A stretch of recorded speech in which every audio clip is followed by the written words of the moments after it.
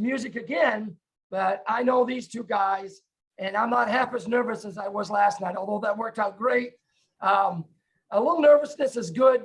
We're talking tonight to the master and the student, but I think the student has become a master in his own right, as I'm sure Dr. John Akins would agree. Dr. John Akins is up there on my left. Your left too, if you're looking at it this way. I can never tell how some folks from home are seeing this. Dr. John Akins, retired professor of music and piano at Evangel University. Back in the day, it was Evangel College for Fred and I. Fred Haas, my friend Fred from Evangel. We went to school together. He was on the same floor as Scott Hall. We formed a great friendship. And Fred is calling us, zooming us from Cary, North Carolina, which is near the Raleigh area. Right. John is zooming us from Springfield, Missouri, headquarters of the Assemblies of God, near where he went to taught at school. Our roots go way back to Cutler, Maine. How about that? And I consider John kind of like a spiritual second dad. His wife, who passed away a few weeks ago, maybe a month ago, John, the anniversary, just a very, I'm sure, we won't talk about that tonight, but just devastating. But God has been bringing through this time of widowhood. And I know that Fred, you lost your beloved a few years ago. But we're gonna talk about your music and how maybe that's helped you through difficult times. I sent you guys some questions.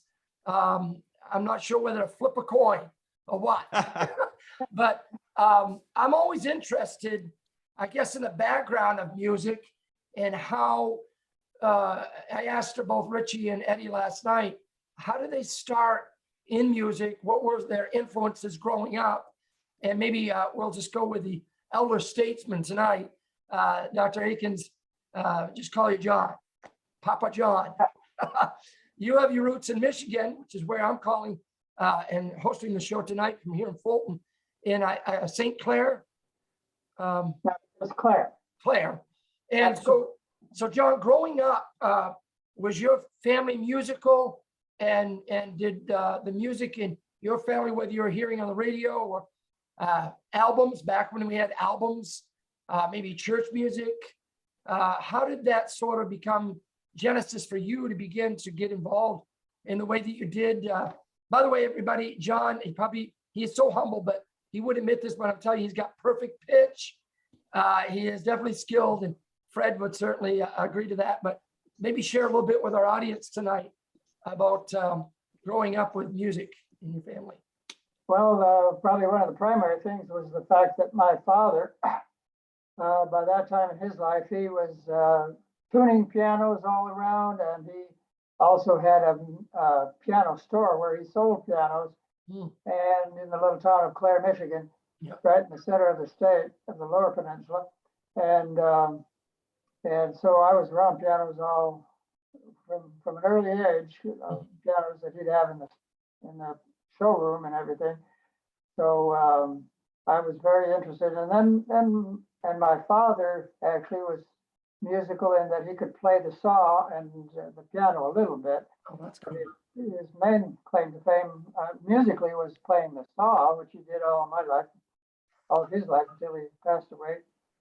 So I was around music, and my mother was not particularly musical, but she liked to sing, the hymns in church, and she liked music and everything. So she was certainly encouragement to us. And when I got to, they encouraged me to start taking piano lessons when I was in the kindergarten. So Wow. I started in with a local teacher there, and then I kept taking lessons, piano lessons, all the way through my undergraduate studies. When I I had a double major in piano and then music theory and composition too. But anyway, that was kind of my background as far as being around music, and I guess there was something innate inside of me that responded to what was around me. But anyway, Sure. and we used to have one of those when I was little. We had one of those old Victrolas that has the big horn that that the little dog would be listening into, one like that. That's what I had when I was real small, and my folks got recordings of like several different things. That this was not even albums; they were just individual 78 RPM records Okay. back then. So but he got a whole album, which I mean was several pages of 78. Mhm. And they were all of Sousa marches. So I really got interested in marches, and then I started composing marches when I was young myself, hearing his marches. There was also a program on the radio every afternoon that played marches every day, and I was really into those. So that influenced me too at an early age too. But anyway, having that kind of exposure, and then being the local school of music teacher was able to start me in piano at the age of, I guess I was actually 6 when I turned 6 before I actually started. But anyway, Wow. that's kind of my background. We can Good. How about you, Fred? What were your musical influences in growing up in Kansas City, Missouri, right? Well, I want to start by two things. First, Ralph, thanks for having me on. This is amazing. This is, The other thing, I'm waiting for this. I owe Dr. Akins a huge thank you, and I haven't done it for many years. He's one person, though a short time together in my life, he changed the trajectory of my life. And rarely do we get a chance to go back and say thank you to our teachers. But for those of us who do have someone in our life who really changed the trajectory of our life, I think remember how important they are, and to say thank you. Because Dr. Akins, we'll talk about it more later, but I asked him what something was, and he said that's free improvisation. And I'd never thought of that before. Because of that little conversation, it changed my whole music. Music, the outlook and everything. And I'll talk about more of that later. But Dr. Akins, thank you so much, because I've talked with Dawn now off and on over the few years now and then. I've told her how much you mean to me, but I've never told you personally. But I'd like to use this time just to say thank you, because you really were a big impact in my life. And even though you may not know it, but you really were. And thank you. And I think of you a lot. Yes. My life, music in Kansas City, to be transparent, I'm not a professional musician. I studied music. I play now just for myself, for fun. I'll post things online. Yes. I have one audience, and sometimes two. When my son's home from college, he's stuck to listening to me all through the house. And the rest of the time, my cat is listening to me. And other than that, I really, I compose all the time, but we'll talk about that later. Sure. It is something that I do for myself as an artist. And I've been behind this thing since 9 years old, and I'm extremely comfortable behind this. This is my best friend. I've been playing, and the piano is my favorite instrument. Others are just as beautiful, but I just love the sound of piano. I love what it can do. I love playing it. And, I didn't choose a path of a professional career or anything with music, but it has been my friend. It's been my confidant. It's been sometimes my storybook, where I can just write my own stories behind.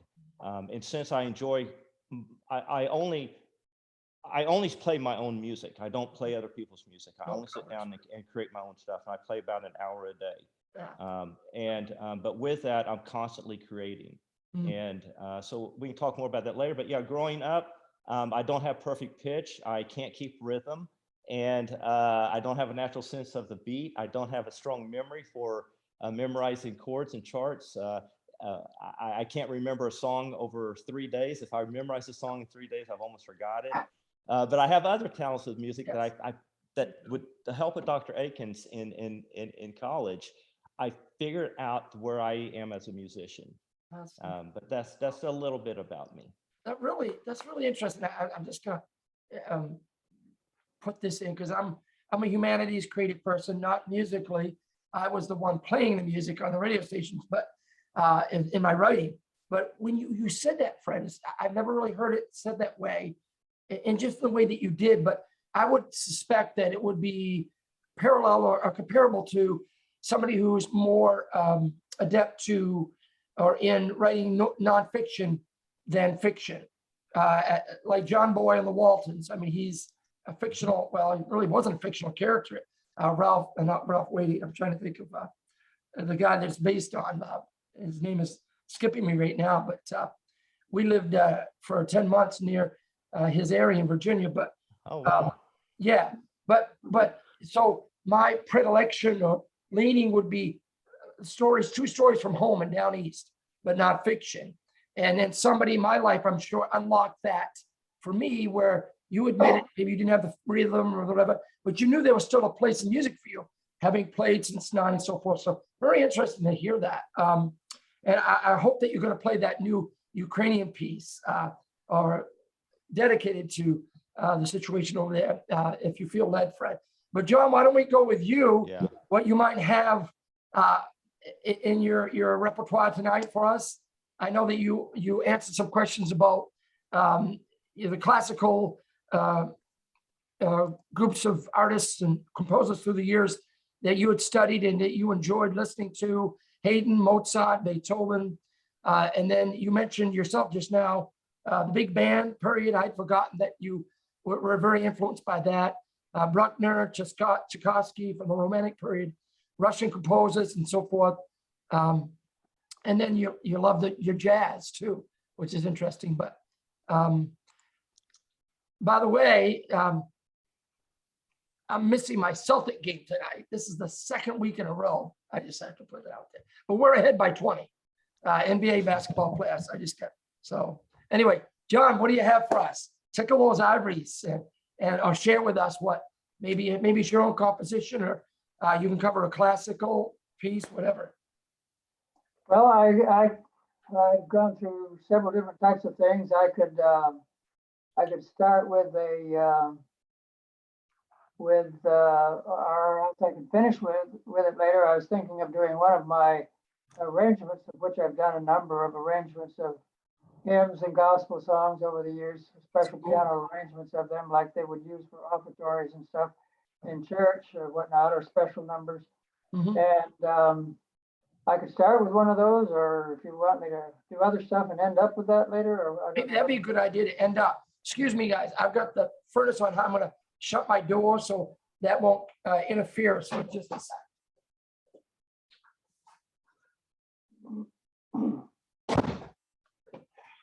I've never had to do that, but I want to make sure that people could hear your music. So yeah, that sounds like the latter suggestion would be maybe the way to go, John. So yeah, Okay, okay. so then I could start, well, I can start with with a little kind of mellow kind of piece that I wrote. And I wrote this way back when I was in college, but I've liked playing it over the years. I've Mhm. come back to it, and everybody else that hears it seems to like it. So I thought I might maybe start off with that one. It's just a nocturne, I call it, because it's similar to the mood anyway of some of the Chopin nocturnes that some people may be familiar with. Okay. And just a kind of an easygoing feel to it all the way.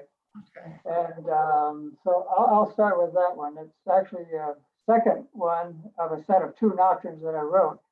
And this is the second one, which is probably my favorite of the two, although I like them both. But anyway, All right.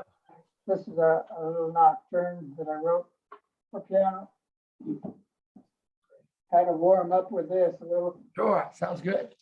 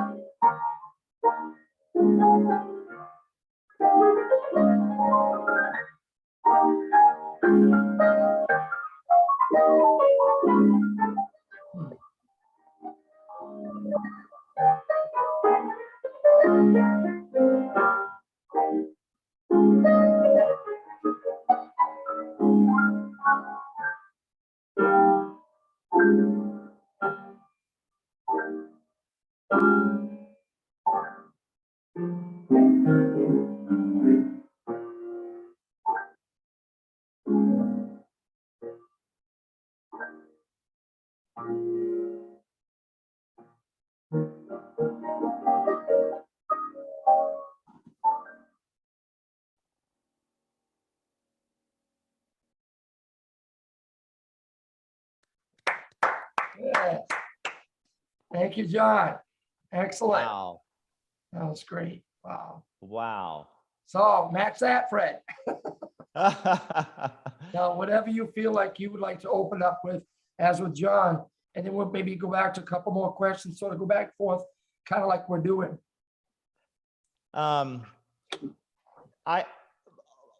So in college, I always struggled with playing other people's music. The Mhm. perfectionism, having it right and perfect, memorized, and all was always a struggle for me. So what I found myself in the auditorium one time, shut the door. There was like two grand pianos on stage. One was a concert grand, the other was like a 6-foot Baldwin or something. And Dr. Akins, you probably remember those pianos because you tuned them all the time.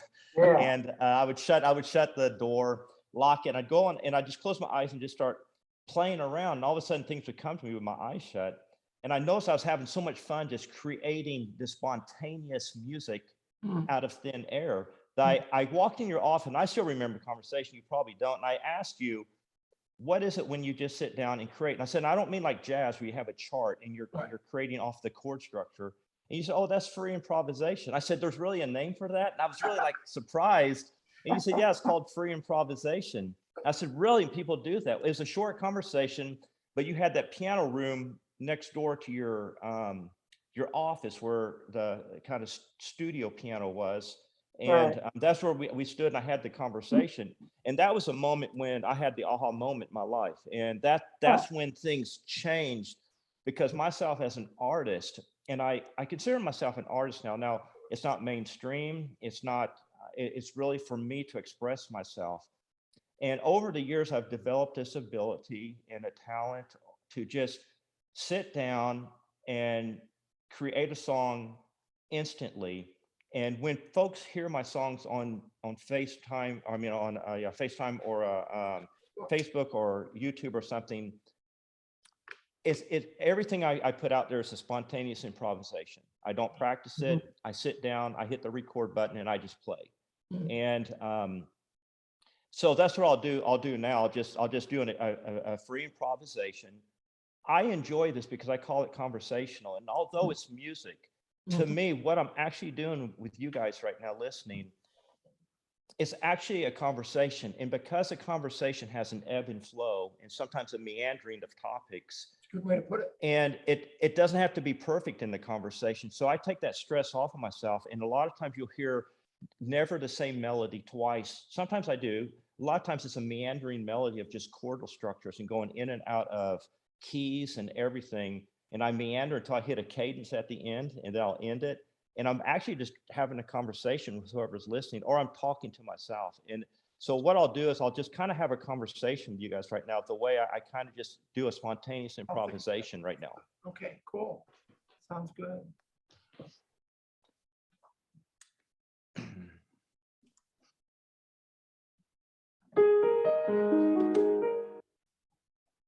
Let me take these off. Can you hear the piano?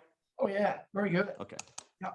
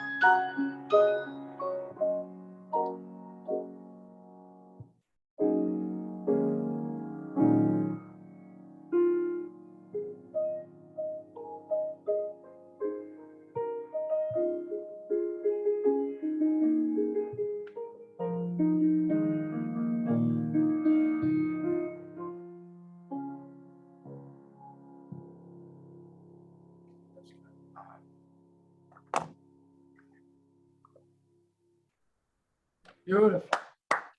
That's nice, yeah, nice. That's great. This leads me to ask this question. It could be construed as a statement, but I'm gonna put it as a question. But I've always wondered or thought about music because I can't play anything. That was the only test I ever failed was music test in 8th grade. But I had rhythm. I had rhythm, and I bought my first cajon. My son, who's a drummer, says, I'm not a drummer, I'm just a percussionist. I said, thanks a lot. Where do you think you get your drumming, right? But anyway, but I always thought about the classical pieces, which I love, as being more intellectually stimulating, if I can say that about music. And then other pieces, more emotive. I guess we could put free improvisation. Is that what how you described that, Fred? Or John had told you? Ethereal kind of free floating, where you just are feeling the chords in the melody. Is that accurate to say that? I never dared to say that because I don't have the background, but I know that Tchaikovsky and these composers, Haydn and Beethoven, when I hear them on NPR, on the radio, or John playing with somebody, it's harder for me to keep up with it, but I like it. But it's stimulating the brain cells. So if I'm a little sleepy, I might not keep up with it, but I no less enjoy it than the emotive pieces that. So do you guys concur with that? And then maybe that's a generalization. There's a lot of music in between that may be more or less emotive or more or less intellectually satisfying or stimulating, but would that be accurate, especially the intellectual thing, to say that about some pieces of music or genres? John? Well, I think, I mean, it is probably true that what we normally put under the category of classical music, composers like Haydn and Beethoven and others, that, I mean, there's a definite intellectual and formal structural component to their music that may or may not be there in other pieces, although usually most any piece, whether it's as what's the word I want, as prominently noticeable as it is in some of the classical pieces, there's usually some kind of structure there, or you feel like it really doesn't. If you feel like it doesn't have any structure, then it may not do that much for you or something. But Right. The structure, there can be various types of structure, of course, too. So, Yeah. but the structure probably in classical music, as we call it, is probably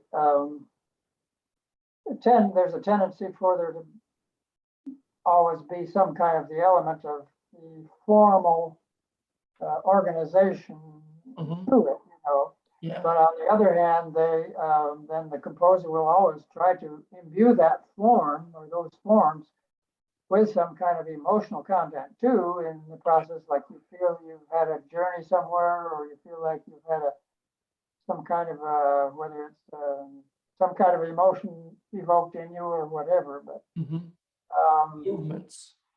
Yeah. Maybe it's like in an art gallery viewing Rembrandt compared to perhaps Van Gogh, you know, an impressionist piece compared to something more, as you said, with music, technical or realistic. And yet with both our art pieces or masterpieces, we should say, we're affected, but in a different way. Right. Yeah. Yeah. Yeah. Interesting. So what do you have for us now? My wife says, ask him more questions, but I think that was a pretty good one. Fred, do you have anything to add to that? What was I being accurate posing that?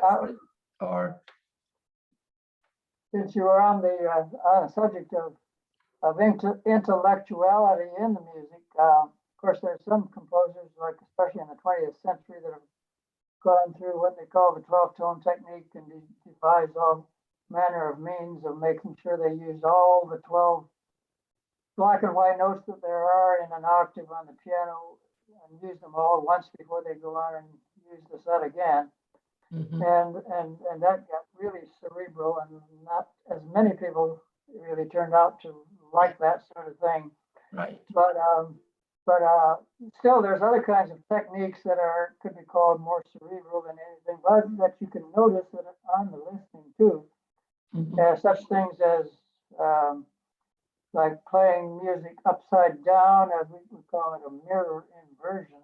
It would be kind of, I was just thinking of this last night, it'd be kind of like taking a scene, and I remember so many times driving in from Cutler to East Machias and seeing in the fall the beautiful tree leaves reflected in the East Machias River there Yeah. with the tide in, and so it's like you have a reverse reflection of the same thing that's up above, Mhm. and then in the water you see the reflection of that same thing, but it's all upside down. And so that's a kind of technique that we can use in music sometimes, is to Really? play a melody upside down at some point. And I wrote a piece. You probably are aware that. Well, yeah, I know you are, because Don just sang this cycle that I had set to 6 poems of a well-known physician there in the Machias Lubeck area, Dr. Robert. Whew, McBride, right? Right, I was trying to say make something and I couldn't even say the last thing. Anyway, when I said one of the poems that I set to music was called Mirrors, and I thought, whoa, this is the place to use the mirror inversion kind of technique in my music. So I did use that. It doesn't take away, I don't think, from the just the musical expression of the whole thing, but I did use that technique so that whenever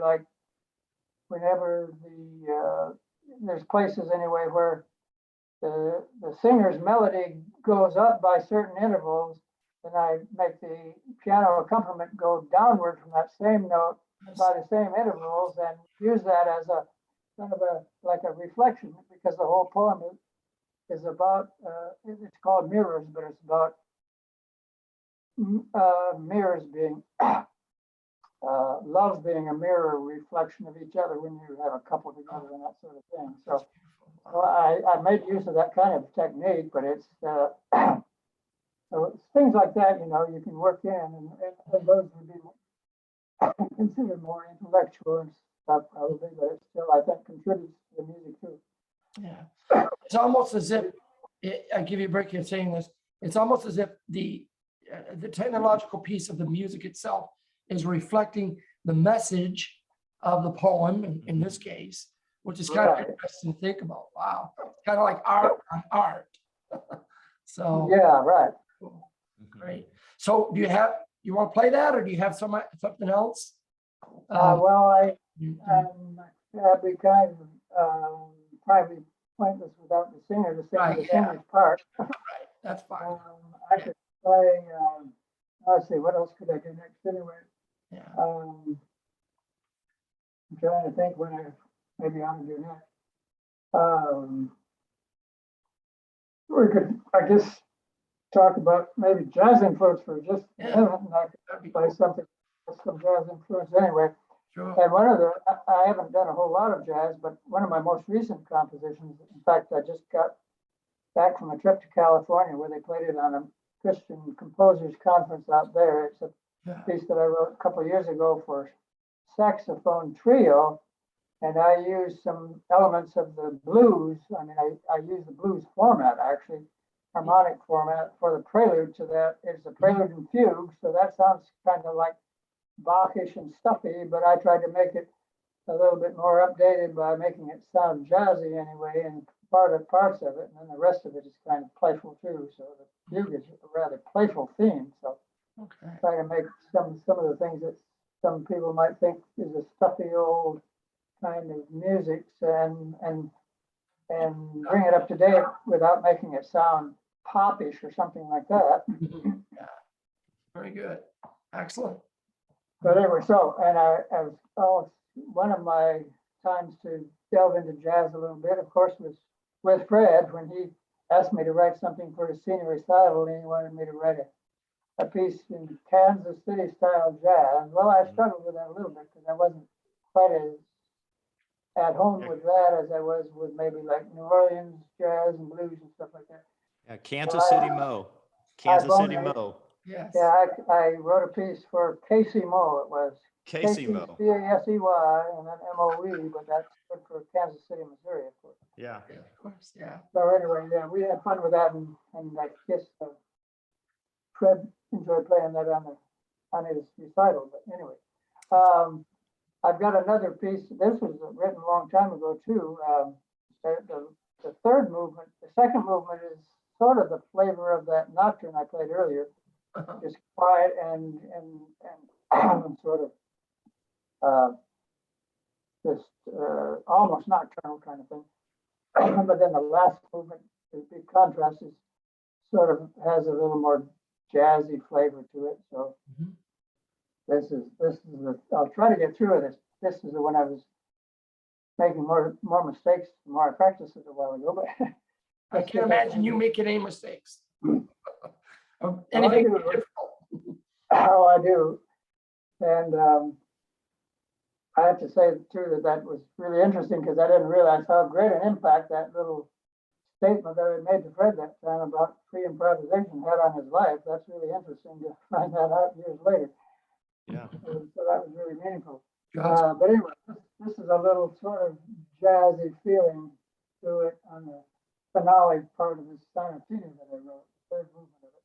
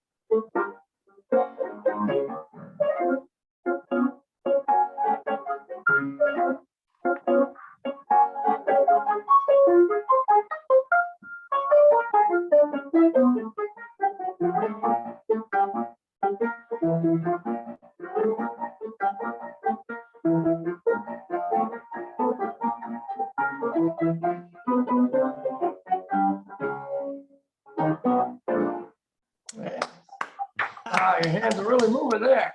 Yeah, a couple notes got away from me. I have to ask you both, have you had a struggle through the years?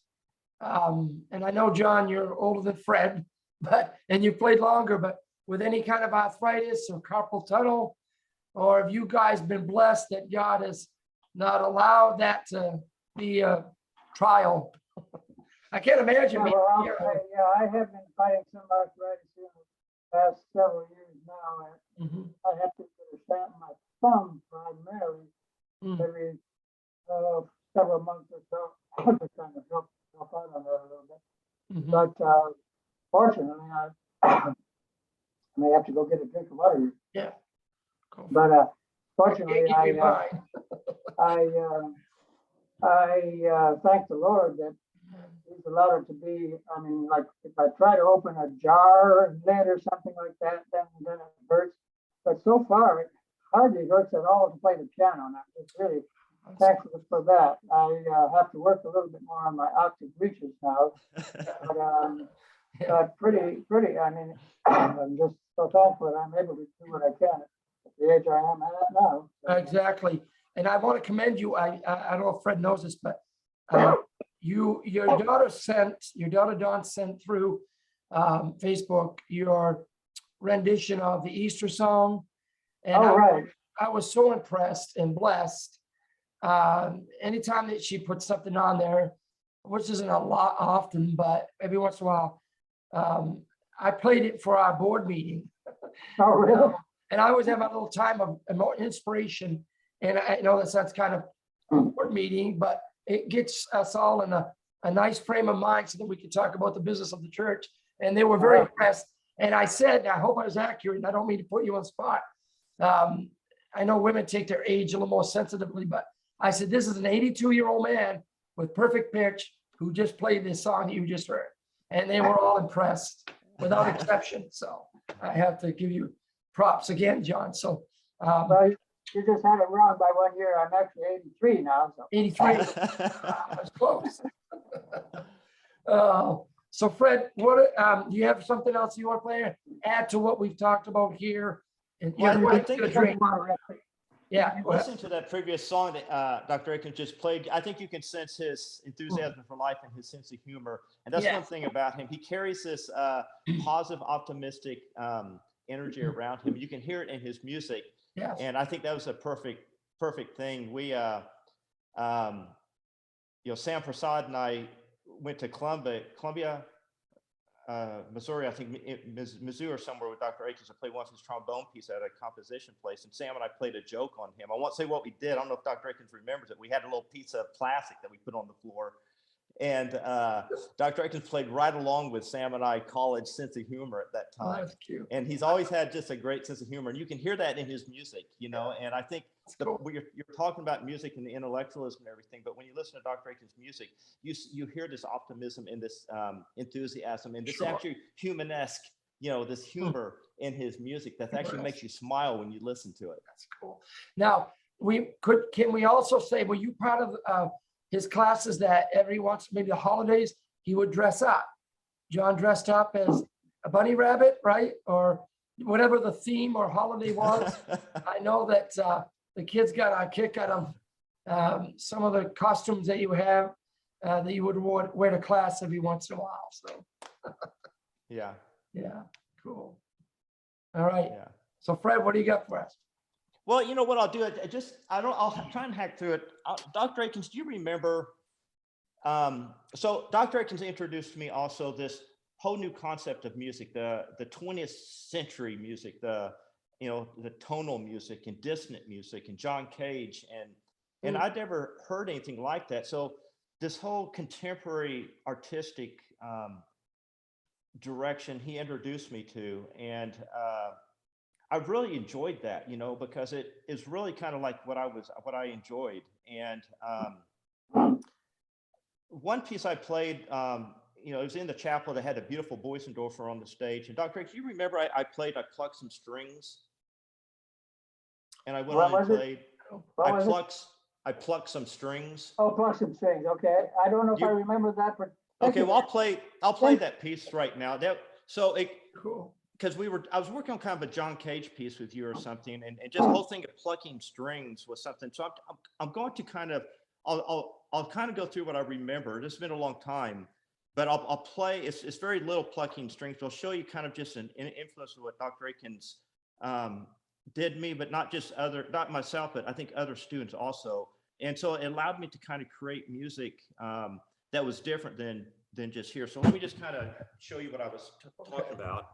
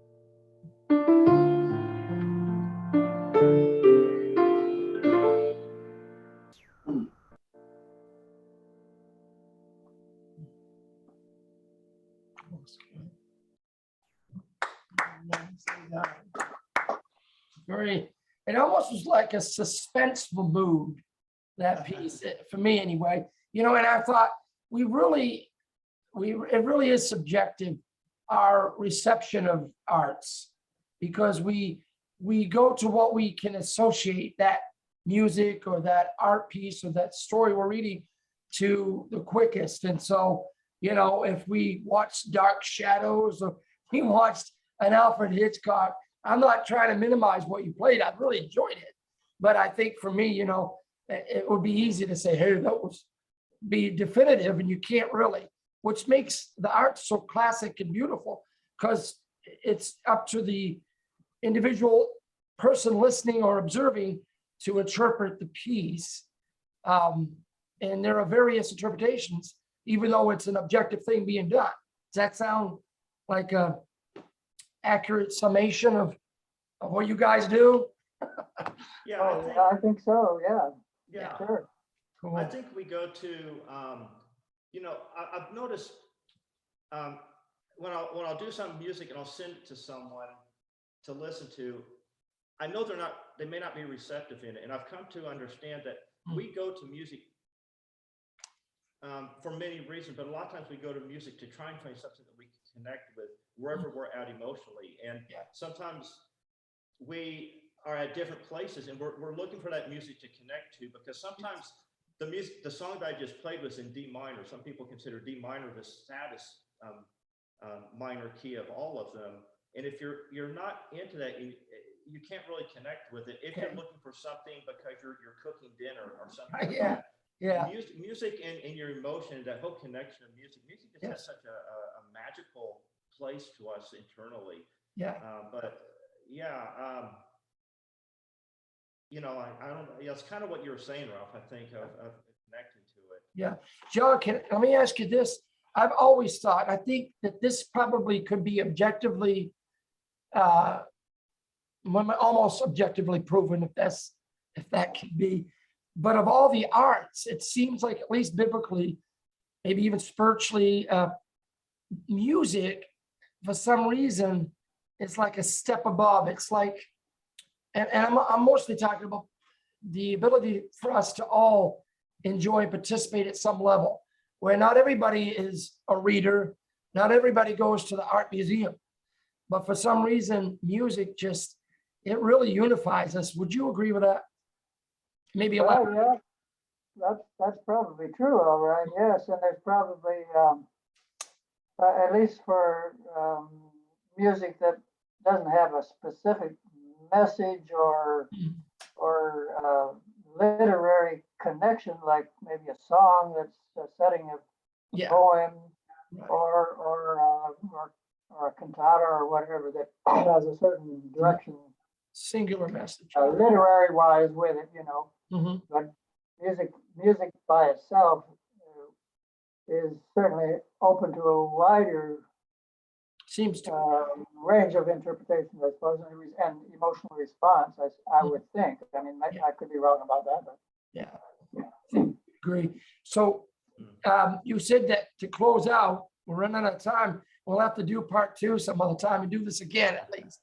I don't think it's a part 2. It's just this ongoing conversation. And I really feel good about how the Lord has kind of led us with all of this tonight, and you guys answering the questions, even though maybe they seem to be abstract. You understood what I was asking and saying, and your pieces have been great. But you mentioned, John, ending with a medley of hymns and so forth. Maybe you could do that one for us now, and maybe Fred, if he's comfortable, the piece that you just recently did for the people in Ukraine, that would be awesome. they end up with the Ukraine piece, yeah. Yeah, this one's not a medley, it's just a short arrangement that I did of Cool. the, I mean, I've done some medleys, but this one's just a single song. It's the song entitled "He's Everything to Me" from The Restless Ones, the Billy Graham film from back in the, I think, 60s or 70s, somewhere along in there. Oh, wow. Anyway, I've done an arrangement of that years ago, and I can go ahead and play that. It's not very long, and Sounds good. And it's my testimony too. He's everything to me. Oh, that's great, John. Praise God.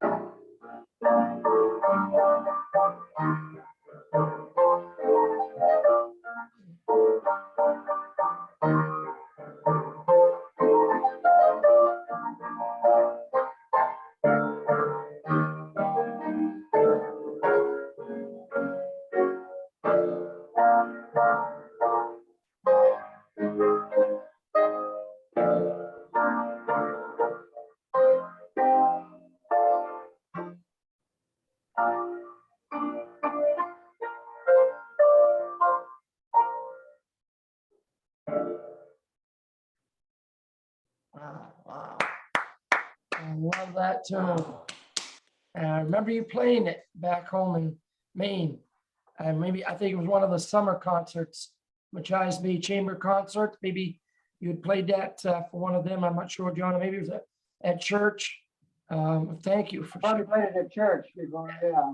That's a great rendition of that popular That was tune. good. So Fred, what can you share us the more recent tune that you did? Yeah.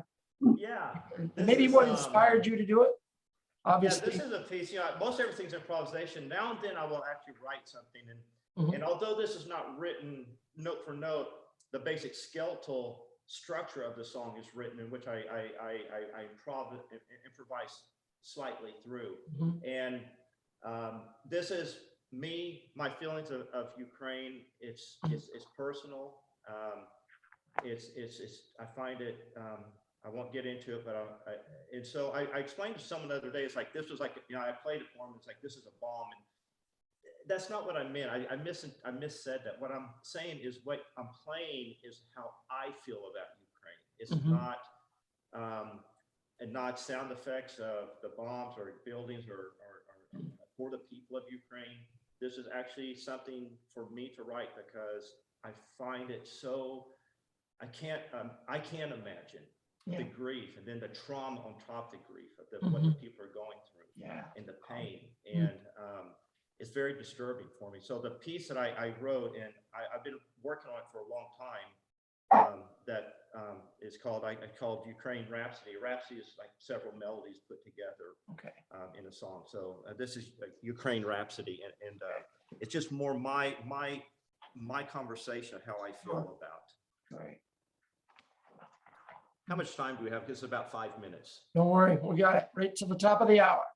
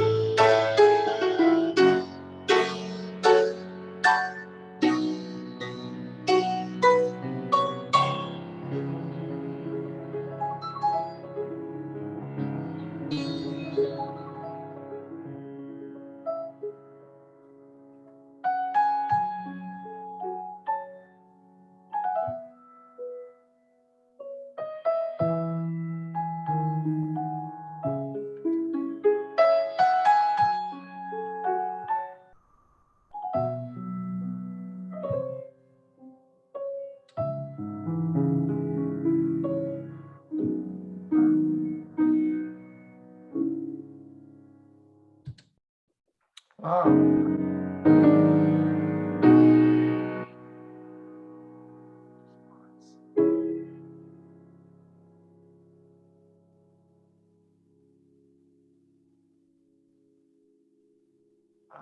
Still hear it. Very good. I really enjoyed it. And then you can feel the anguish of the people, their loss, a lot of emotion in that piece. Thank you. Wow, this has been so good. My favorite part of being with you guys tonight has been your ability to kind of go back and forth and remember, obviously the pieces were great. John, I will see you in Maine. Yeah, We will be there the same time that you're there with your family reunion. So great. we'll have to connect. Will Chris and Dawn and their families be with you too? Yes, Wow. So Fred, I'm going to ask you, you need to come to Maine, my home state. So You keep inviting me. I got to make it up there now. wouldn't that be a hoot if you could do that? But Yeah. pray about it. You never know. And maybe you'll get the inspiration to create some more pieces by seeing the ocean. And I could be your tour guide, and John could as well. Absolutely, Ralph. Oh, that would Thanks be so great. much. This has been amazing. We need to do it again, and maybe next time, maybe in the fall or something, we can maybe a little more planning and maybe a specific theme, or maybe even write a piece for it. So let's close in a word of prayer. Amen. okay. Lord, thank you so much for my friend Fred and my spiritual second dad, John Akins, and for this amazing time of connecting two beautiful people and their music and their love for music and the love for you and the love for your people and each other. Thank you so much for the walk down memory lane. Thank you that we're alive and we have our health. And we do pray for the people in Ukraine. It is just horrifying. It's so difficult to wrap our head around it. It's being politicized on both sides in some ways. And yet here people just innocently, lives being snuffed out and the most horrendous evil ways. Somehow, Father, would you just bring comfort and peace to that situation and an end to it all. Thank you so much for tonight. Bless these guys. And we thank you for our time together and for all those who listen tonight and who will be watching this broadcast in the next few days. In Jesus' name, amen. Amen. God bless you guys. I love you. Okay, Dr. Akins, good seeing you. Thanks, Ralph. Let's stay in touch.